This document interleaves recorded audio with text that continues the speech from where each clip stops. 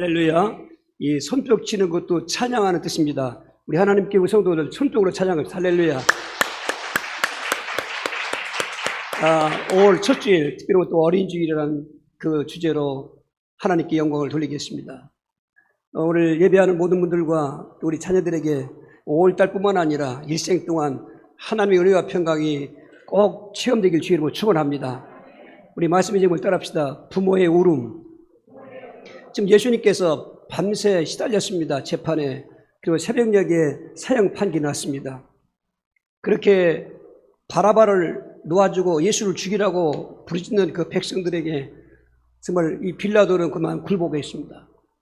그 십자가의 사형 판결이 난 죄인은 의식을 치르는데 첫 번째가 채찍을 때리는 의식합니다. 십자가에 매달기 전에 나무에 붙잡아 매놓고 옷을 벗기고 채찍을 때리는 것입니다. 가만 죽는 것입니다.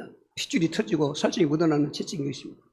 그리고 그 의식이 끝나면은 그 군병들이 뜰 안으로 끌고 와서 네가 유대인의 왕이라겠지 하면서 왕의 모습으로 변장시켜서 희롱하는 것입니다. 그 겉옷을 벗기고 그 홍포를 입히고 그리고 왕이니까 왕관도 씌운다고 가시로 머리에 씌워서 그렇게 변장시키고 또 손에 갈대를 쥐어줘서 왕의 권위를 상징하는 갈대, 그리고 침을 뱉습니다. 또 뺨을 때립니다. 갈대를 뺏어서 머리를 또 때리는 것입니다. 그런 희롱과 저주를 다 하고 나서 예수님은 십자가를 지고 골고다 사형장으로 지금 가고 있는 것입니다. 가다가 넘어지고 그러니까 그때가 명절 때니까 그 구레의 사람 시몬이 온 걸 보고 군병이 어깨를 툭 치는 겁니다. 네가 미고 와라. 그런 그 장면을 본문에 보는데 그렇게 십자가를 지고 올라가는 길에 뒤에서 따라오는 그 많은 여자들이 있었습니다. 이들이 가슴을 치면서 막 우는 것입니다. 그러니까 예수님께서 오늘 23장 28절인데 한번 다시 합독하시겠습니다. 예수께서 돌이켜 그들을 향하여 이르시되 예루살렘의 딸들아 나를 위하여 울지 말고 너희와 너희 자녀를 위하여 울라 그랬습니다. 그 여인들은 왜 이렇게 가슴침이 울었을까요? 너무나도 예수님의 십자가 지는 모습이 애처로웠습니다. 그리고 이미 제자들은 다 도망가 버리고 그 예수님을 따라간다고 하는 사실은 그들은 정말로 예수를 믿고 따랐던 그런 사람들이었던 것입니다. 그렇게 슬피 울고 애통하는 그들을 보고 예수님은 오히려 뒤돌아보면서 나를 위해서 울지 말라. 즉 그 말은 나는 이 길을 가는 길이니까 간다. 그러나 너희와 너희 자녀를 위해서 울라. 왜 그러냐면 너희는 우리 모든 사람이지만 너희 자녀를 위해서 울라. 왜 너희 자녀들이 이 땅에 살아가는 동안은 타락한 인생으로 살아가고 환란 많은 세상을 살아갈 때 세상에 종말이 오고 또 앞으로 40년 후면은 그 유대전쟁, 유명한 예루살렘 전쟁이 일어나는데 로마의 티토 장군이 그 정예부대를 이끌고 와서 전쟁을 벌일 때 그 산모들은 배를 갈랐고 그 젖먹이는 애를 뺏어서 타작마당에 내동댕이 치듯 타작하듯 내놓치고 그 유해인 낭자는 그 현장을 열심히 알고 있기 때문에 너희가 그날이 온다 그 말이. 더군다나 세상 종말이 오는데 세상 종말 때는 차라리 죽여달라고 하는 그 부르짖음 속에 고난이 온다. 그렇기 때문에 너희와 너희 자녀 울라고 그랬는데 그 세상 종말은 예루살렘 멸망과 연결됐기 때문에 29절에서 30절 한번 다시 합독하시겠습니다. 보라 날이 이르면 사람이 말하기를 잉태하지 못한 이와 해산하지 못한 배와 먹이지 못한 젖이 복이 있다 하리라.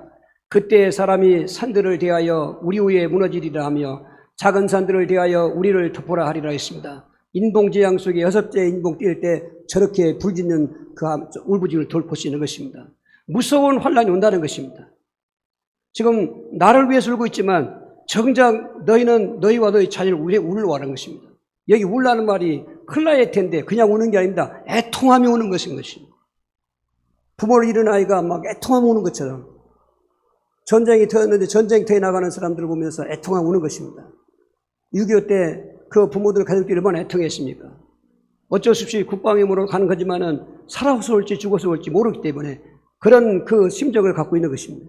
애통하며 울라는 것입니다. 그 울음은 변화해서 웃음이 올 때가 있다는 것입니다. 오늘 울음은 슬픈 거지만은 그 부모들이 자녀를 위해서 우는 울음은 슬픔으로 끝나지 않다 그 말인 것입니다. 그 울음 때문에 역사가 일어나고 울음의 원인이 해결된다 그 말인 것입니다. 여러분 정말 이런 특별히 어린 주일을 맞이하면서 예배드릴 때 다른 생각보다도 우리 자녀들 생각하면서 울어야 될 부모는 울어야 되는 것입니다. 울지 않을 부분은 얼마나 좋겠습니까만 제가 볼 때는 울지 않을 부분이 별로 없습니다. 지금 부모들이 몰라서 그렇지 지금 겉은 정말로 좋은 아이고 나답고 착하지만 안 그렇습니다. 오늘 5가지 성경을 통해서 왜 울어야 되는가, 왜 예수님은 그들에게 울라고 그랬는가, 너의 울음 때문에 너희가 웃음이 됐다는 그 답을 전제하고 울라는 것입니다. 첫 번째로 오늘 부모님들은 자녀들을 위해서 자녀의 영적 문제를 알면 정말 큰일 나게 태하게 되는 것입니다. 그냥 우는 게 아니라 가슴을 치며 울게 되는 것입니다. 에베소 2장 1절 2절입니다. 그는 허물과 죄로 죽었던 너희를 살리셨도다. 그때 너희는 그 가운데 행하여 이 세상 풍조를 따르고 공중의 권세 문제를 따랐으니 곧 지금 불순종의 아들 가운데 역사하는 영이라. 예수를 모르는 사람은 어쩔 수 없지만 예수를 믿는 사람이라면 육신적인 문제 이것보다 영적인 문제를 알아야 되는 것입니다. 오늘 부모님들이 자녀들을 위해서 우는 울음의 내용이 어디 있습니까? 영적 문제가 아니라 육신 문제 때문에 우는 거 아니겠습니까? 그런데 그것도 물론 울어야 되지만 그거는 그 결과기 때문에 원인을 해결해야 결과도 해결되는 것입니다. 모든 자녀들의 불행하게 되는 근본 원인은 영적 문제인 것입니다. 영적 문제라는 것은 사람이 영적인 존재인데 영의 주인이신 하나님을 떠나서 영적인 사망 가운데 태어나는 것입니다. 천진난만하게 웃고 괴채롱을 부리고 있지만 그의 영혼은 하나님을 떠난 상태, 물고기가 물 떠난 상태고 나무가 뿌리 뽑힌 상태이기 때문에 그 남아있는 살아가는 과정은 죽으러 가는 과정이지 사는 게 아니다. 그리고 마귀에게 잡혀있다는 것입니다. 공중의 권세만들에게 끌려가고 있다는 것입니다. 그런 결과로 에베소 2장 3절은 본질상 진노의 자녀라는 것입니다. 진노를 안고 태어났다는 것입니다. 불행을 운명적으로 가지고 태어났다는 것입니다. 다들 애기 태어났다고 축하하고 또 잔치도 하지만은 정작 그런 면에 다른 면 속에서 우리는 처음부터 우리 아이가 태어날 때부터 우리 아이는 울 수밖에 없는 존재로 태어나는 거라. 하나님을 떠나 영적인 죽은 상태고 마귀에 잡히는 상태고 본질상 진노의 자식이고 이대로 인생 때 해답 없으면 지옥 가서 영원히 슬피 우는 저주의 울음의 인생인데 얼마나 애통하게 되겠습니까? 오늘 성도들이 예수 믿어도 이걸 모르니까 그냥 애들 공부 잘하면 좋아하고 말 잘 듣면 좋아하고 좋습니다. 그거는. 그러나 그게 본질은 아니다. 먼저 영적인 문제를 진단하시길 바랍니다. 교회 백날 다녀도 영적 문제를 모르기 때문에 당하는 것입니다. 나중에 울 때 안 울었기 때문에 이 아이가 점점 커서 장성해서 성이 되었을 때는 진짜로 슬피 우는 그 울음 속에 땅을 치고 한탄하는 것입니다. 태어날 때부터 우리 영적 문제를 진단하고 오늘 어린아이를 두고 계신 부모들은 반드시 영적인 문제의 3가지를 알고 이 문제 때문에 애통하다 보면 반드시 거기 영적 문제 해답이 있기 때문에 웃는 날이 오게 된다는 것입니다. 두 번째로 우리 부모님들은 우리 자녀들의 가문의 문제를 알고 애통하라는 것입니다. 출애굽기 20장 5절 그것들에게 절하지 말며 그것들을 섬기지 말라. 나 내 하나님 여호와는 질투하는 하나님인즉 나를 미워하는 자의 죄를 갚되 아버지로부터 아들에게로 3세대까지 이르게 하거니와 그랬습니다. 애들은 영문도 모릅니다. 내가 무슨 죄를 졌고 내가 무슨 저주를 받을 일이 안 했습니다. 걔들이 뭐 어린애가 거짓말을 합니까? 뭐 폭행을 합니까? 뭐 살인성 죽입니까? 근데 이것도 태어나면서부터 영적 문제와 함께 가지고 오는 영적인 대물림인 것입니다. 부모들이 우상 숭배하고 부모들이 그 범죄한 상태에서 살 때 그 저주가 부모에게만 미치는 것이 아니라 차순 3세대까지 이르게 된다고는 이 영적인 가문 대물림의 문제를 알면 솔직히 모든 자녀들의 불행한 문제는 나를 통해서 넘어간 것입니다. 부모가 통로인 것입니다. 뭐 죽이려면 살리려면 별 얘기해도 사실은 내가 부모가 아이들에게 그걸 물려주는 통로가 됐던 것입니다. 이걸 모르니까 겉만 보고 얘기하는 것입니다. 이번에 가문의 그 저주를 알아야 되는 것입니다. 그 저주가 그 성질로 나타나기도 하고 또 질병으로 나타나기도 하고 재앙으로 나타나는 것입니다. 사람들이 흔히 그러지 않습니까? 잘된 것은 자기 탓하고 안 된 것은 조상 탓한다는 말이겠습니다. 애를 키워도 애들이 말 잘도 공부 잘하면 나 잘못다고 그러고 또 부부라도 아니면 너 잘못다고 그러고 이렇게 얘기하는 거지 않습니까?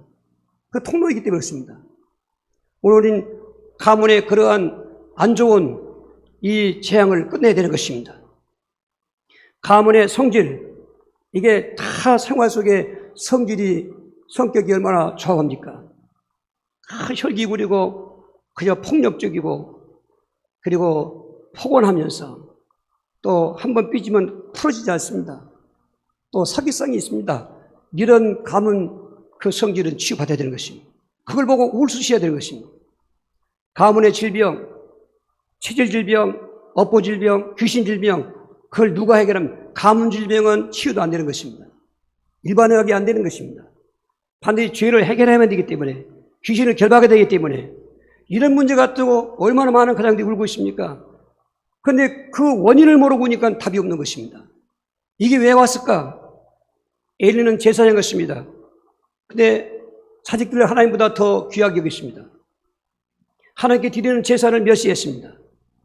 그거를 적당히 책망했습니다.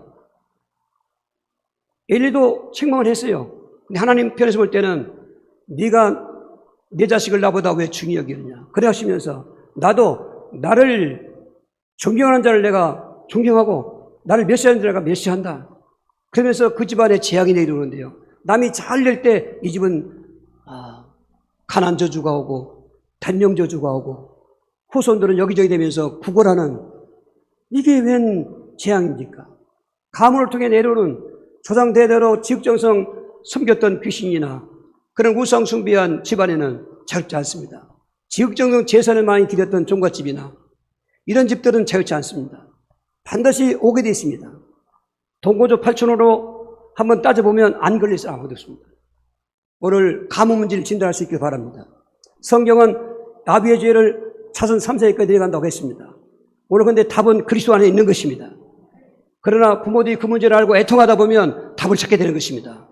문제를 안 보고 애통하지 않냐면 그냥 가다가 완전히 망하는 것입니다. 세 번째로 우리는 자녀들의 교육 문제를 보고 애통할 수 있어야 되는 것입니다. 사도행 22장 3절인 것입니다.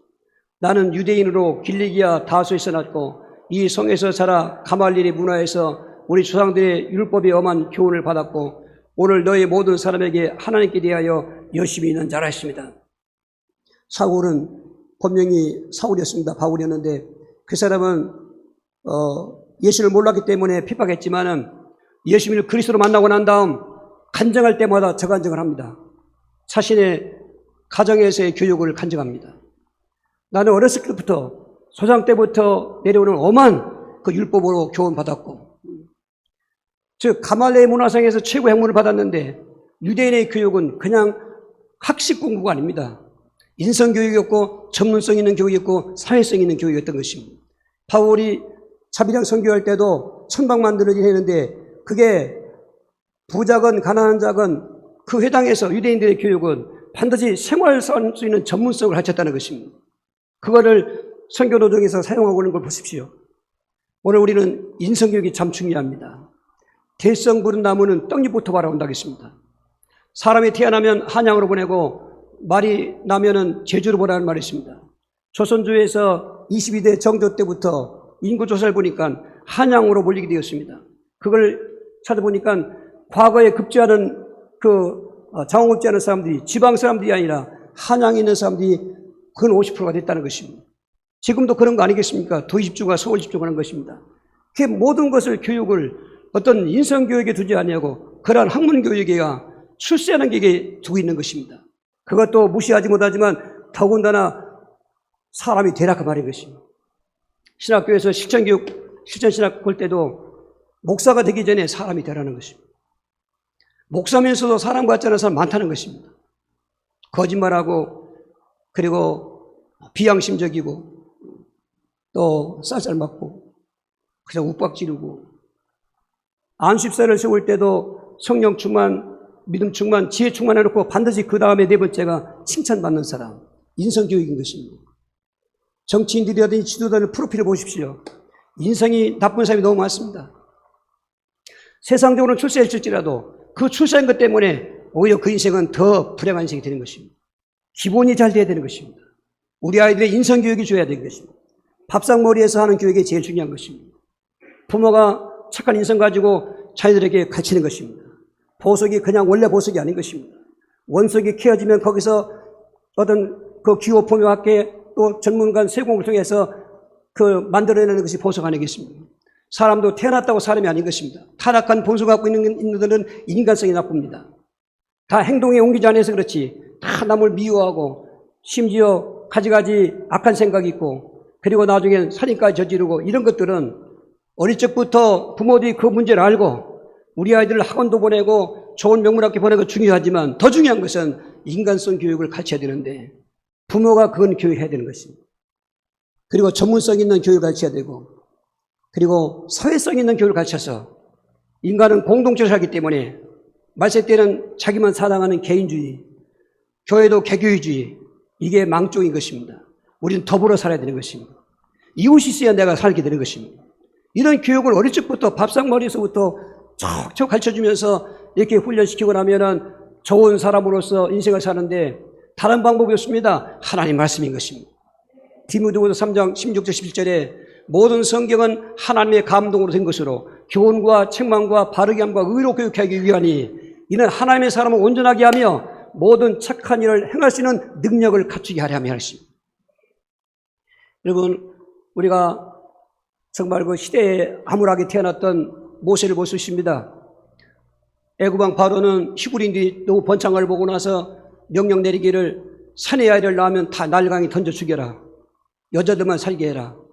그때 모세 어머니는 모세가 태어났을 때였습니다. 얼마나 애통하고 울었겠습니까? 그 아이를 보고 강물에 던져야 되는데 그렇게 안 죽이면 가문이 다 망하는데 그때 그 요괴벳은 울었습니다. 하나님을 믿기 때문에 왕의 명을 무서워하지 아니하고 아이를 숨겼습니다. 그러나 이제 점점 커가니까 더 숨길 수 없어서 갈대상자에 넣어서 날강에 던졌습니다. 그걸 하나님이 건지게 해준 것입니다. 그의 이름도 물에서 건졌다는 뜻인 모세인 것입니다.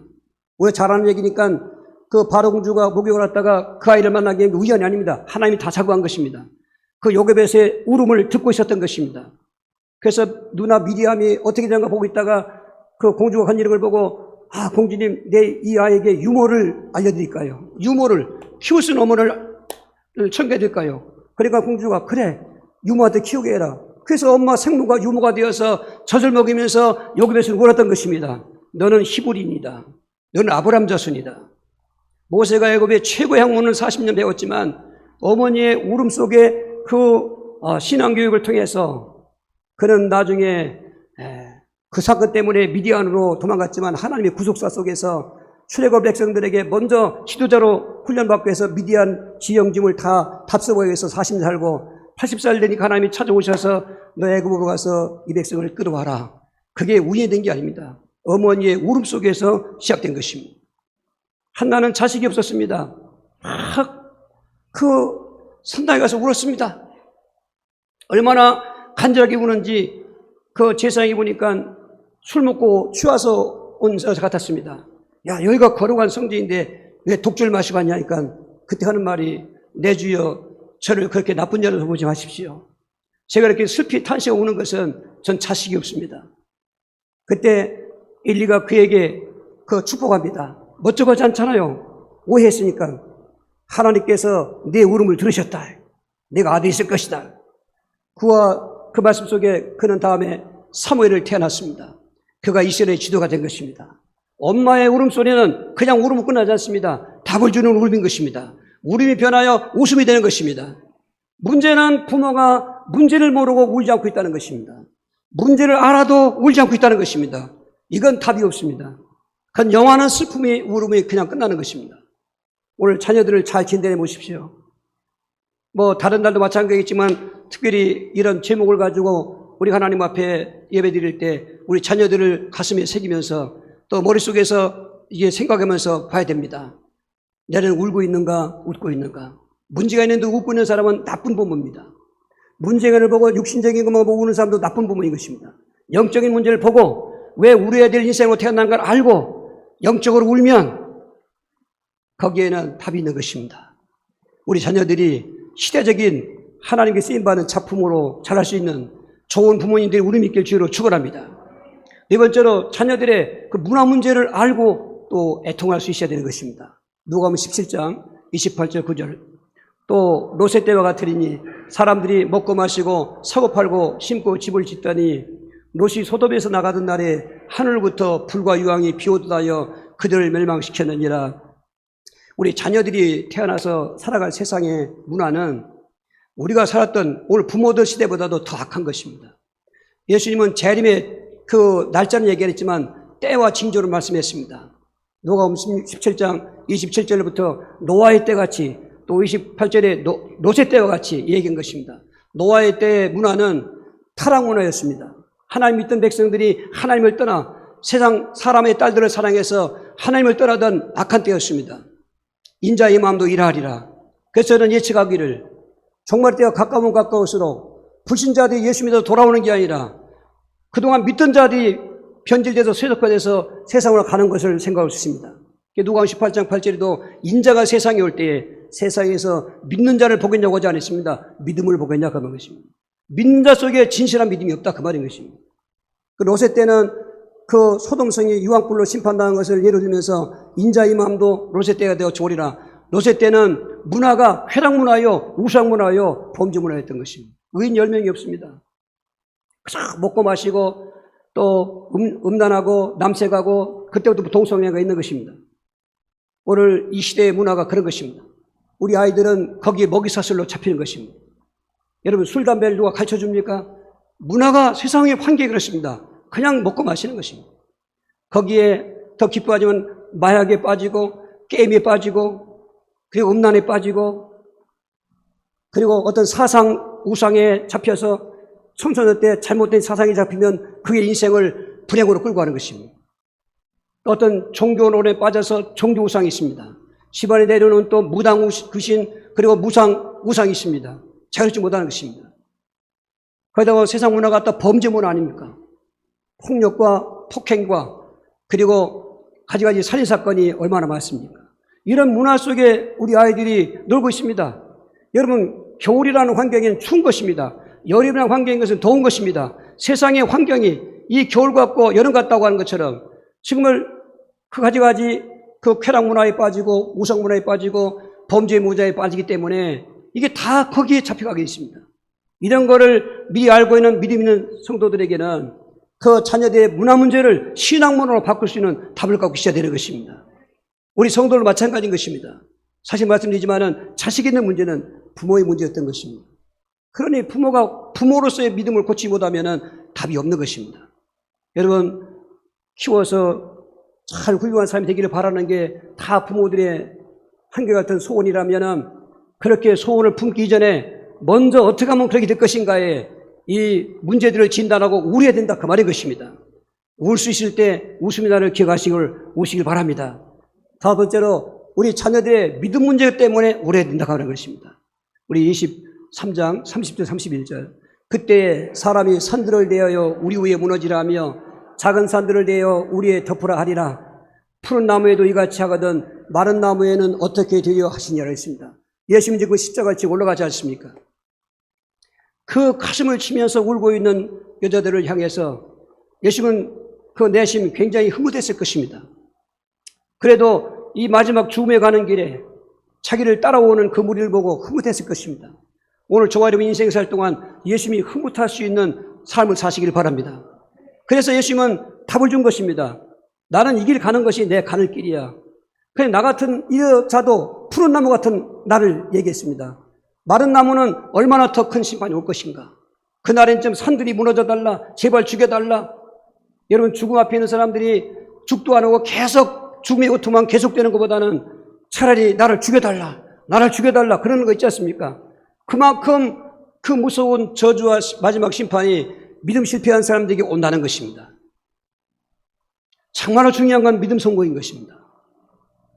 그래서 어릴 적부터 바른 믿음이 있어야 됩니다. 디모데후서 1장 5절에 바울은 디모데에게 참 내가 복 있는 사람이라고 할 때 내 속에 거짓 없는 믿음이 있기 때문이다. 여러분 오늘 우리에게 거짓이 없는 믿음이 있어야 됩니다. 다른 믿음은 소용없습니다. 거짓 없는 믿음입니까? 예수를 그리스도여 하나님의 아들로 믿는 믿음이 거짓 없는 믿음인 것입니다. 백날 예수 해도 그리스도가 무엇인지 모르고 하나님의 아들이 무엇인지 모르는 것은 거짓 믿음인 것입니다. 이게 구별 안 되고 있습니다. 그러니까 진단도 못하고 울도 못하고 그냥 단검하는 것입니다.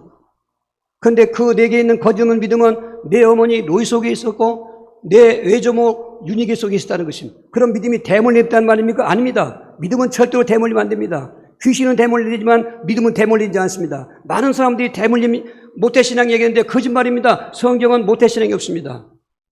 내가 예수를 만나야 참된 믿음인 것입니다. 다만 그 복음 가진 믿음의 가정에서 먼저 복음을 받을 수 있는 좋은 기회인 것입니다. 할렐루야. 이걸 말하는 것입니다. 내 어머니 속에도 거짓의 믿음, 초대교회 때도 거짓 믿음 많았습니다. 뭐 예수를 믿어 그때는 지금이다 이단도 많고요. 그런데 디모데에게 있는 믿음은 예수를 그리스도 믿는 믿음, 하나님의 아들로 믿는 믿음. 바울조차도 거짓된 믿음 때문에 그렇게 여호와 중심으로 율법 중심으로 살았지만은 여호와 중심이요 율법 중심의 목적이 오실 그리스도를 예표한 건데 그 예수님이 바로 그리스도인데 그걸 모르고 스데반을 죽이는 데 앞장섰고 교회를 핍박하는 데 앞장섰던 그가 다메섹 길에서 살아계신 부활하신 예수를 만나고 나서 얼마나 그가 애통해하면서 슬피 울면서 인생이 싹 바꿔진 것입니다. 그가 가는 길에는 오직 복음의 내용이 뭡니까? 오직 그리스도인 것입니다. 그 많은 학문도 내가 말을 잘해서 어떤 세상 지혜로 하지 않는다. 오히려 내 모든 것은 다 배설물로 이고 그리스도를 아는 지식이 가장 고상한 건 뭐냐요? 나는 오직 그리스도만 전하고 있다는 것입니다. 그 믿음이 그 어머니 속에 있었고 그 애할머니 속에 있었다는 것입니다. 그러니까 애할머니에서부터 그 복음 믿음이 거짓 믿음, 예수를 그리스도를 하나님으로 믿는 믿음이 조금 이렇게 그 전달됐던 것입니다. 대물림은 아니지만은 그 어머니도 또 그 할머니도 그 믿음으로 내려왔다는 것입니다. 이 대는 하나님의 갈 때까지 우리 후손들에게 이어져 가는 것입니다. 그렇게 고백한 그 믿음이 내 안에 있어야 되는 것입니다. 많은 사람들이 자녀 문제 가지고 상담합니다. 우리 아이들이 주일학교 때 그렇게 잘 되겠습니다. 성경기도 많이 읽었고요. 근데 학생 때 와서부터 좀 공부하더니 지금 교회 안 나갑니다. 그리고 오히려 귀신에게 지금 시달리고 있습니다. 어떻게 하면 좋습니까? 그 처음부터 말하는 게 다 기본이 안 됐던 것입니다. 정말 어릴 적부터 교회 된 건 좋은 일입니다. 저는 주일학교 시절이 없었습니다. 학생의 시절이 없었습니다. 청년 때 예수 만났습니다. 그 어릴 때부터 복음 가진 믿음 부모에게 그 인도받으면 얼마나 좋겠습니까? 그런데 복음 없는 갖고 있는 믿음이 많다 그 말인 것입니다. 다니면은 믿는 줄 압니다. 교회 오면 믿는 줄 압니다. 다니는 것도 오는 거 좋죠. 아닙니다. 먼저 예수가 내 마음에 계셔야 된다 이 말이에요. 이 영접이 안 되고 교회 오니까 영적 문제의 사람이 머리가 아프고 졸리고 그런 것입니다. 진실로 성령이 내 안에 내주와 있어서 예수님이 계시면은 졸다가도 반드시 파짝 나는 것입니다. 머리가 아픈 사람도 교회 오면 평안한 것입니다. 찬바람이 쌩쌩 몰아치는 겨울 같은 때도 교회만 오면 평온한 것입니다. 할렐루야. 여러분 그냥 지나가면 안 됩니다. 내 믿음의 현장을 점검해야 됩니다. 난 교회 와도 아까 졸리기만 하고 짜증스럽고 예배만 드리면 그냥 머리가 아프고 그거 진짜 예수 믿는 거 점검해야 돼요. 그렇게 다니는 척하고 믿었다간 잘못된 믿음이다. 여러분 그 믿음을 갖고 있으면 증거로 생활이 믿음 생활이 되어지는 것이에요. 신앙 고백도 하고 그리스도 외치고 그리고 믿음 생활 안 해요. 예배 생활도 안 하지 기도 생활도 안 하지. 지난주에 처음 영접한분들이 오늘 일부 예배 들고 왔다 하면서 목사님 나 새벽 예배 와도 되지요? 되지요. 처음 믿는 사람이. 왜? 증거가 왔거든요. 그래 영적으로 시달리고 이분도 과거에 전직 무당이었는데 자기 손으로 뒤엎었습니다. 그러니 그 생활이 얼마나 풍파가 많습니까? 신당 철거한다고 해결되는 게 아니에요. 예수님이 내 안에 계셔야만 되는 것입니다. 교회 가도 정착이 안 되고 천안신학교에 다당해도 안 되고 그리고 제 방송을 본 겁니다. 진단됐습니다. 그 가문 귀신 결박됐습니다. 몸도 회복됐습니다. 일주일도 안 됐는데 그러니까 기뻐서 오는 겁니다. 그런데 그 믿음이 그 생활로 이어져야 되는 것입니다. 많은 분들이 얼마큼 가다 보면 넘어져요. 자기 증거 있으니까 처음에 좋았는데 그때부터 믿음 생활을 안 해요. 이제 잡히면 일곱 귀신이 잡힐 때 안 되는 것입니다. 여러분 믿음 생활은 어떠한 선택이 여지가 없습니다. 믿음 생활은 믿음과 같은 것입니다. 새벽에도 말씀드렸는데 믿음과 행함을 나누지 마십시오. 믿음 안에 행함이 있는 것입니다. 행함이 없는 믿음은 귀신 믿음이요 죽은 믿음인 것입니다. 그러니 부모가 그런 믿음이라면 자녀들을 위해서 울 리도 없고 너도 그런데 나도 그런데도 보고 너도 그렇지 그런 것입니다. 그냥 망하는 것입니다. 누군가 하나는 알아야 되는 것입니다. 먼저 바로 진단해야 되는 것입니다. 오늘 정말 성경에서 보면은 그 기독교 역사에서 유명한 그 성 어거스틴을 볼 수 있습니다. 그 사람 일찍이 아버지가 죽었습니다. 호르몬 밑에서 자라다가 그는 로마로 간다고 갔습니다. 엄마가 얼마나 울면 붙잡고 가지 말라고 너마저 가면 어떡하냐고. 그러나 이미 그는 작정하고 지금 말하면 유학 같은 길을 간 거죠. 그런데 들려오는 소식이 사창가를 드나들이고 그렇게 믿음으로 살던 아이가 만이교에 빠져서 이단에 빠져 있고 이 소식을 들은 엄마는 아들을 찾아 나선 것입니다. 그 주쟁이를 건너서 로마까지 왔지만 아들이 이미 없습니다. 밀라노로 저 북쪽으로 이사 갔다는 것입니다. 아들을 찾아가서 만났습니다. 만신창이 된 거 아니겠습니까? 엄마가 그동안 얼마나 울었는데 막 대성통곡하는 것입니다. 다행히 좋은 목사님 만났습니다. 암블로스라는 당대 유명한 목사님을 만났습니다. 교회를 출석하면서 아들 돌아오게 달라고 우는 것입니다. 전해내는 말은 그의 앉은 자리는 의자가 썩었다는 것입니다. 얼마나 많이 울었는지. 그런데 그 아들이 32살에 돌아왔습니다. 돌아오는 과정이 참 드라마틱한 것입니다. 하나님은 울음을 그냥 울게 놓지 않습니다. 웃음으로 바꾸시는 것입니다. 그가 그 꿈속에 듣는 것입니다. 들고 읽어봐 하면서. 항상 어머니가 머리맡에 성경을 펴놓고 있기 때문에 무시에 들어서 읽었는데 로마서 13장 11절인 것입니다. 보라 지금은 자다가 깰 때가 벌써 되었으니 우리의 구원이 처음이 될 때보다 더 가까웠습니다.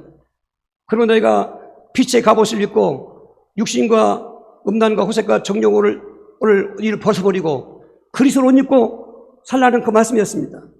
그 말씀이 비수같이 가슴에 찔린 것입니다. 그동안 얼마만큼 그 믿음에 대한 권면을 듣겠습니까? 그때마다 다 물리치고 이단에 빠진 그 방탕아가 그 말씀 속에서 완전히 녹아진 것입니다. 그가 그렇게 방탕한 아이가 그 나이 3살에 깨닫고 회개했는데요. 바울 사도로부터 중세기 개혁자들까지 중간에 좋은 복음을 잇는 다리역하는 것입니다. 그의 그 사상이나 신앙심은 그 무분별한 이단에 빠져있던 그 시대에 복음적인 교리를 만들게 했고 그리고 많은 공을 한 게 된 것입니다. 울음이 울음을 끊어지 않습니다. 웃음으로 바꿔지게 된 것입니다. 오늘 우리 자녀들은 시편 120편에 말한 것처럼 기업이요 상급입니다. 자녀들 내 소유물을 생각하지 말고 그냥 과거식으로 그냥 책망하고 노엽게 하면서 키울 것이 아니라고 하지 않습니까? 하나님이 우리 주신 기업인데 정말 우리 자녀를 그 영적 문제부터 시작해서 가문 문제, 교육 문제, 문화 문제를 진단하고 믿음의 문제가 있다면 그냥 울어대야 되는 것입니다. 클라에테라고 해야 되는 것입니다. 가슴을 쳐야 되는 것입니다. 문제는 부모가 믿음이 어떤 믿음이 중요한 것입니다. 반드시 부모의 믿음이 애통하는 울음의 믿음이면 아이는 반드시 치유되는 것입니다.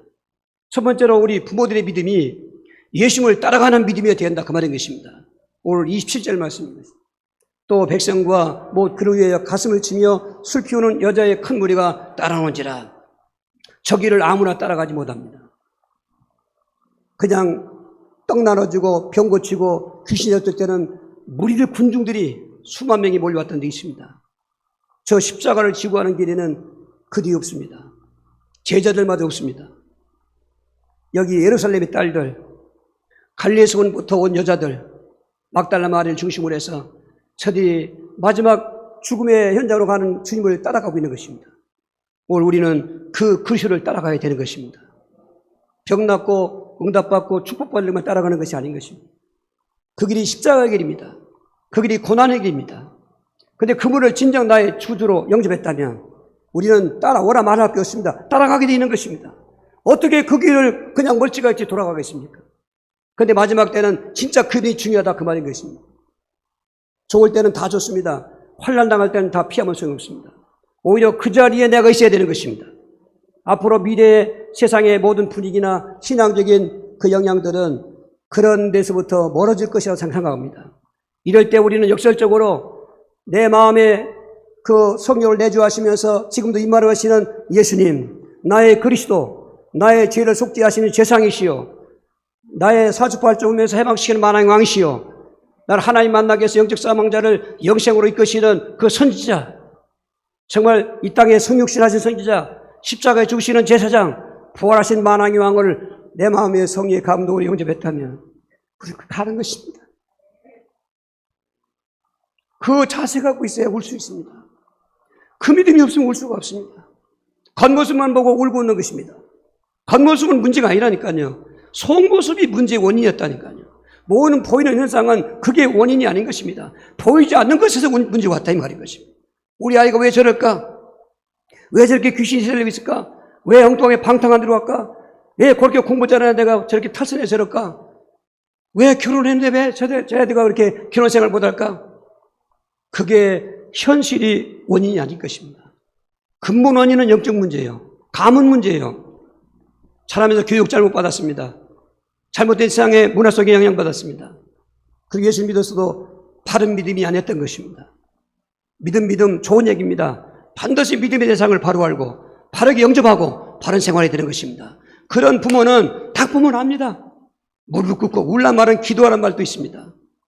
무릎 꿇고 기도하는 것입니다. 올 새벽에도 끝까지 기도하는 분이 계시더라고요. 뭔가 느낌이 온 것입니다. 여러분 그 십자가의 길 하나님의 갈 때까지 따라갈 수 있는 저와 이런 믿음이 되길 주님으로 축원합니다. 두 번째로는 진짜로 우리 자녀들의 문제를 진짜로 진단할 수 있는 사람이 되어야 올 수 있는 것입니다. 28절인 것입니다. 예수께서 돌이켜 그들 향하여 이르시되 예루살렘의 딸들아 나를 위해 울지 말고 너희와 너희 자녀를 위해서 울라는 것입니다. 저는 예수 믿기 전에 저런 문제를 몰랐습니다. 왜 집안이 다 망할까? 왜 이렇게 차별 충동이 오고 머리 깎고 중이 되고 싶은가? 근데 예수 영접하고 교회 가니까 믿음 생활하다 보니까 다 답이 나오더라고요. 이게 영적 문제였구나. 이게 가문 문제였구나 이게. 어릴 적부터 신앙도 받아보지 못했지 않습니까? 또 살고 있는 세상의 문화가 그렇지 않습니까? 뭐 집안에 예수 믿는 사람 아무도 없는데 제가 처음 믿었는데 그러니까 그 나머지 가족을 위해서 울게 되더라고요. 우리 가족들이 어머니고 작은아버지고 형제되지만 모르니까 교회를 핍박하는 것입니다. 예수 믿는 걸 핍박하는 것입니다. 저는 울었습니다. 울다 보니까 어머니가 돌아오게 되고 그 핍박하던 작은아버지가 돌아오게 되고 형제도 예수 믿게 되고 집안이 예수 믿게 되고 할렐루야. 문제를 모르면 울 수가 없습니다. 문제를 육신적인 것 진다면 울 수가 없습니다. 여러분 문제를 알 수 있는 영안이 열리실 주의로 축원합니다. 세 번째로는 정말 울 때 울고 있는 걸 끝나지 말고 반드시 내가 울고 있을 때 하나님은 웃음으로 바꾼다는 걸 믿고 울어야 되는 것입니다. 마가복음 11장 24절. 그러므로 내가 너에게 말하노니 무엇이든지 기도하고 구하는 것은 받은 줄로 믿으라. 그러면 너에게 그대로 되리라는 것입니다. 한 사람이라도 가정에서 자녀뿐만 아니라 안 믿는 가족을 위해서 울 수 있다면 시가 응답이 안 되는데요. 끝까지 우셔야 됩니다. 포기하면 안 돼요. 믿고 구한 것은 받은 줄 믿어라. 문제를 믿고 원인을 알아서 슬피 울면 답이 있다는 것입니다. 포기하지 마십시오. 반드시 때가 있습니다. 답은 예수님밖에 없습니다. 딴 데는 답이 없습니다. 딴 걸 울어봐야 성이 없습니다. 오늘 그 울음 속에 반드시 웃음의 날을 기억하시면서 오늘 웃는 모습이 바꿔진 분들은 정말 감사하시고 아직 때가 안 됐다고 낙심하지 마시고 네 번째로 큰 믿음 가지고 울라 그 말인 것입니다. 마태복음 15장 28절입니다. 이에 예수께서 대답하여 이르시되 여자여 내 믿음이 크도다 내 소원대로 되리라 하시니 그때로부터 그의 딸이 나으니라. 이 여인은 딸 때문에 울었습니다. 귀신이 들렸거든요. 그도 흉악한 귀신이었습니다. 한번 생각해 봤습니다. 이 딸이 누구든지 보통 정상적인 딸이라면 엄마를 사랑하고 엄마를 위하는 말 하지. 자기 마음은 그런데 너 엄마한테 욕해라. 너 저기 시칼 있잖아. 엄마를 찔러. 그렇게 환청된 사람이 있습니다. 한참에 와서 그 부모가 가고 목사님 나는 이제 더 이상 내 의지대로 할 수 없게 됐습니다. 나도 모르게 복귀 가서 송원서 직장에서 가다가 지생을 못하고 공주가 집인데 공주에서 와 있는데 엄마에게 평소에 그렇게 잘하던 그 딸인데 말 잘 듣고 착하고 참 공부도 잘하고 좋은 기업에 취직한 딸인데 갑자기 이게 갑자기가 아니다 이게 그 원인이 가문 속 같다 진단되는 거죠. 그 아버지 장모입니다. 그 복음이 아닙니다. 다 자기 어떤 그 사회적인 지위 같은 거 가지고 장로 받고 그런 사람 많습니다.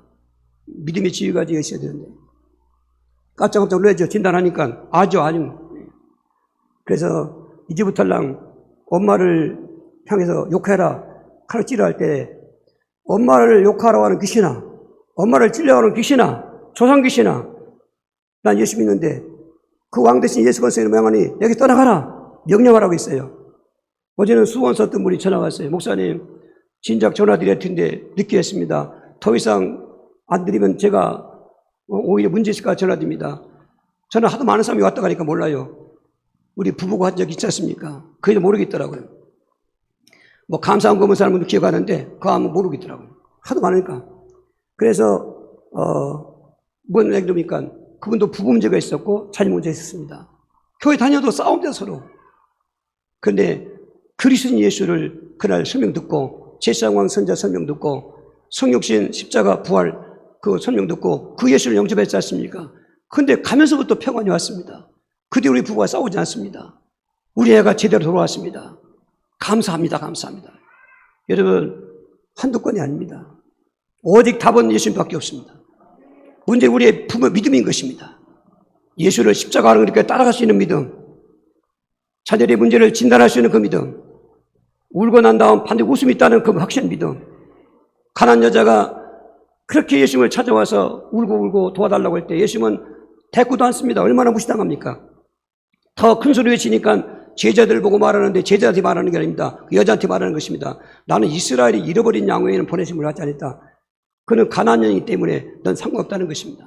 그 여자가 돌아갈 법도 한데 얼마나 멸시당합니까? 이제 와서 절까지 하면서 주여 저를 도와주십시오. 막 울부짖는 것입니다. 한술 더 떠서 동량은 못 주면 바가지 깬다고 자녀의 손에 있는 떡을 빼앗아 개에게 든지 오느냐 이 여자를 개로 취급하는 것입니다. 유대인들은 그랬습니다. 이 여자가 거기서 끝나지 않습니다. 장군 봉건을 그런 것처럼 주여 저는 개 같은 자입니다. 그러나 개들도 주의 사이에 떠지는 부스를 먹습니다. 저에게 부스를 주시옵소서. 오늘 예수님은 그 여인을 떠봤던 것입니다. 어떤 울음이냐 어떤 믿음이냐 떠본 것입니다. 대답 안 해도 계속 웁니다. 무시해도 웁니다. 멸시해도 웁니다. 그때 예수님의 말씀이 여자야 내 믿음이 크도다. 내 소원대로 되리라. 그 여자의 딸 만나도 안 했습니다. 예수님께서는 귀신 나갔습니다. 그 어머니의 애통하는 울음인 그 생각을 보세요. 얼마나 큰 기쁨의 웃음이 있습니까? 오늘도 그 현장은 지속되는 것입니다. 한번 기도합시다. 하나님 나의 믿음이 바른 믿음 되게 하시고 자녀뿐만 아니라 가족을 위해서 울 수 있는 그런 믿음 되게 하시고 끝까지 울게 하시고 응답을 믿게 해주시고 응답되게 되게 해주십소서. 주여 기도하시겠습니다. 주여 주여 주여 살아계신 하나님 이 시간 저희를 불쌍히 심을 감사합니다. 우리 영적 문제를 진단하게 하시고 가문 문제, 교육 문제, 문화 문제 이 믿음 문제를 진단하게 하시고 애통하는 울음 갖게 하여 주시면서 그 울음 속에 웃음 있게 하시고 응답될 때까지 큰 믿음 갖고 나갈 수 있도록 그래서 웃는 가정들 자녀들 되게 역사하여 주옵소서. 예수 그리스도 이름으로 기도하옵나이다. 아멘.